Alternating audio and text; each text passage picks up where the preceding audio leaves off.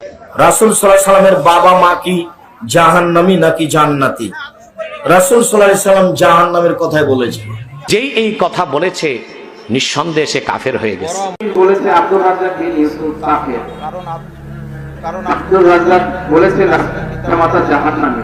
এই ব্যাপারে আপনার মতামত জানতে চাই। কোন এক বক্তা বলেছেন যে আল্লাহ নবীর পিতামাতা মানে আব্দুর রাজ্জাক বিন ইউসুফ হাফিজাহুল্লাহ তিনি কাফের হয়ে গেছেন, কারণ নবীর পিতামাতাকে তিনি জাহান্নামী বলেছেন। এই জন্য আব্দুর রাজ্জাক বিন ইউসুফ কাফের হয়ে গেছে।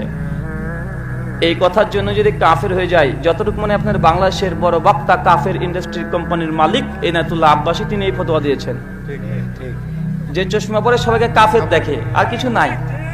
এখন কাফের ফতোয়া কমিয়ে দিয়েছে, এখন বউ তালাক চলছে, অটো তালাক, মানে কাফের দিয়ে সব শেষ হয়ে গেছে। কাফের এখন বাংলাদেশে সবাই কাফের হয়ে গেছে, এখন কি করবে? সবাই তো কাফের, কাফের ডবল কাফের বলবে, এখন যে বউ তালাক। এই কথা যদি বলা হয় তাহলে ইমাম নওয়াবী রাহিমাহুল্লাহকেও কাফের বলতে হবে, কারণ ইমাম নওয়াবী এই ব্যাপারে শাদীদ কঠোর ছিলেন।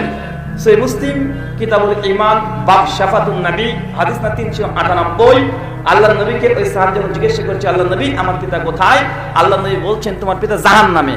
এই হাদিস আল্লাহ নবী বলেছেন তোমার পিতা যেখানেও আমার পিতাও সেখানে। এই হাদিসের আলোকে ইমাম নওয়াবী রাহিমাহুল্লাহ বলেছে